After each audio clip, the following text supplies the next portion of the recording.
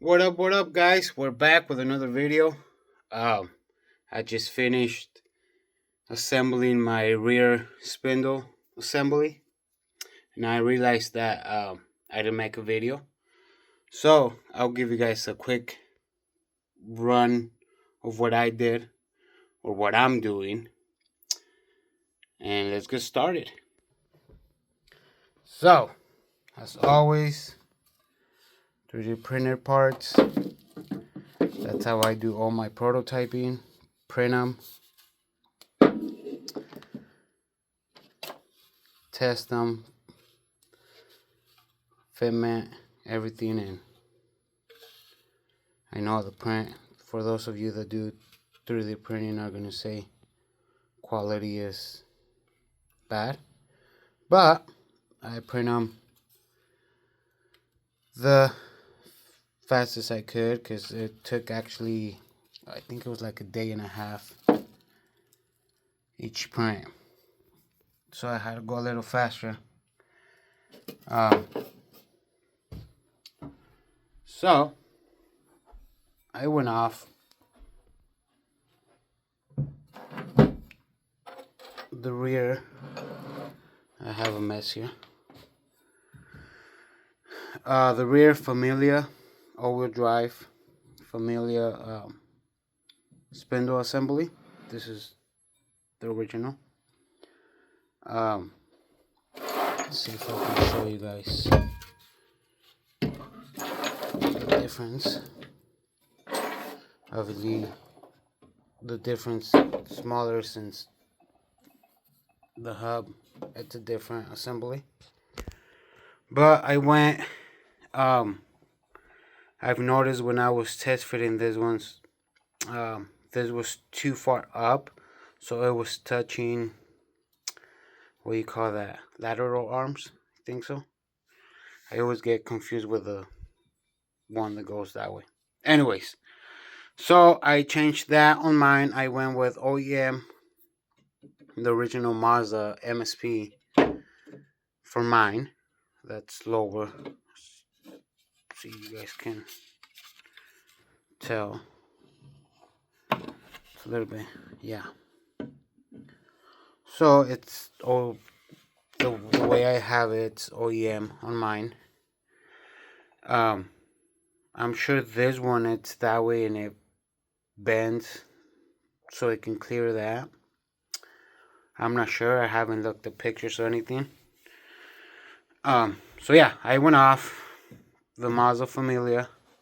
It's wide because those of you that do 3D scanning, we gotta. It's. I think this is dry shampoo. I think so, but I did that so I can get a good scan. That's what it looks like that. One thing I didn't do that hole right there for. Actually, this one doesn't have it, or it does have it over here. For the ABS cable wire thing, this one doesn't have it. I was gonna do it, and for some reason, I don't know why it took it out. Can't remember, but the original scan or file does have it. I don't know why I took it out. So then that's that for that. I had actually went. This one makes the brake caliper on the front instead of the back, like the OEM has, and I went with the original on the back, but not thinking. I'll show you guys right now. The brake bracket, the e-brake bracket, was gonna be on the way. Good thing the company asked like 5 times before actually doing it if it was correct, because I had the original on the back. Finally, on the last time they asked, something clicked on me. I was like, wait a minute, the brake, the caliper e-brake bracket is gonna be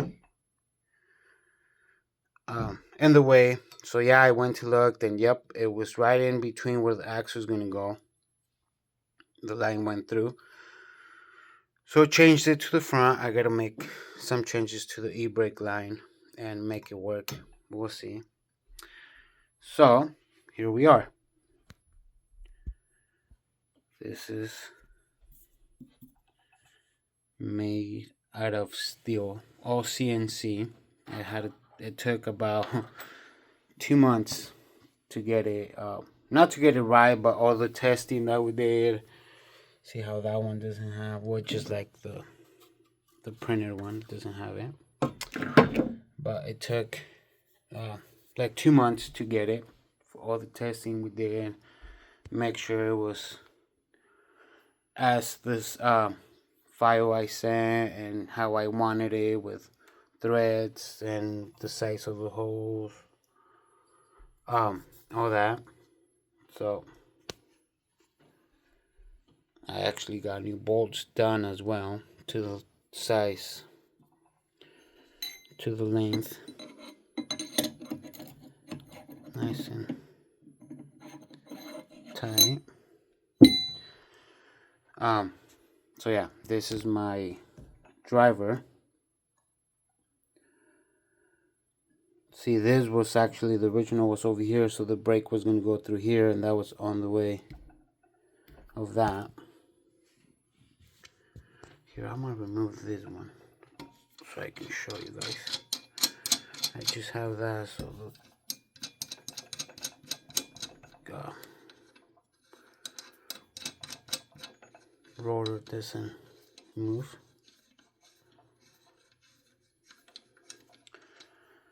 But I did rings, because this is the Mazda rotor, and it's bigger than, there it is. So it's bigger than that, so it wiggles. So this is also a 3D printed thing, but I got a ring done for it, which is a little bit loose, not like the printed one I did. And I think I'm gonna have another one done just so I can put it in tight. I'm not sure yet, because I also want to do new rotors,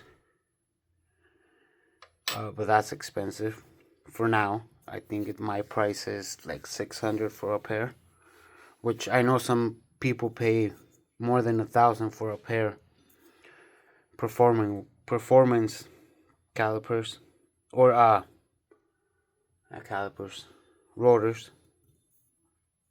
I think I've been saying calipers, I don't know. Anyways, so yeah, that's for the rotors to sit flush. But I went with S1 hub that has a 23 spline for the CRV differential.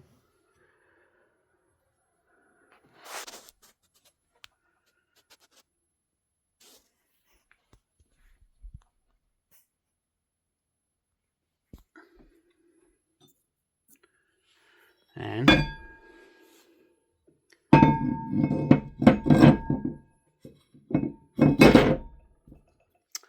just like that,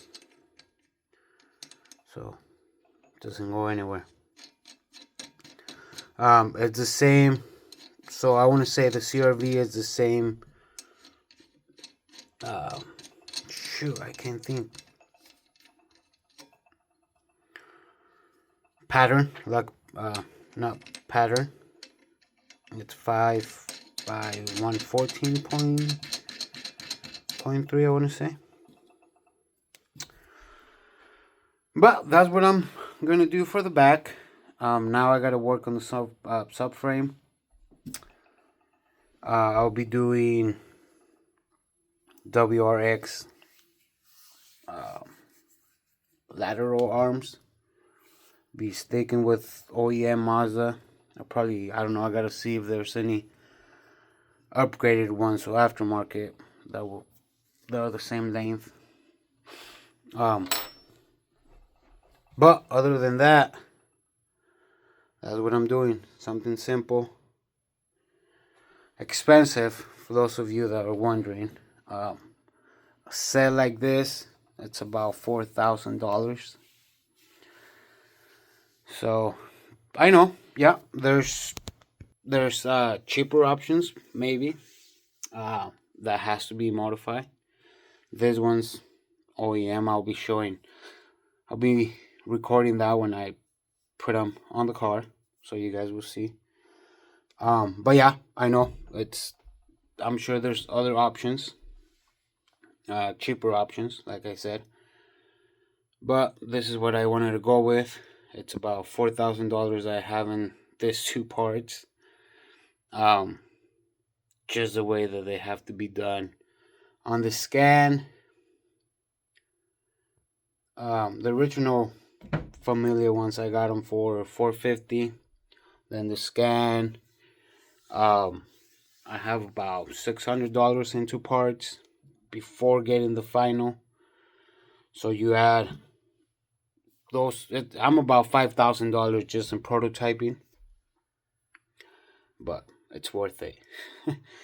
So that's it for today. You guys already know. If you guys like this video, make sure you like it, share it, comment below. I try to reply as soon as I can. Suggestions, whatever. Just comment or follow me on social media. Thank you.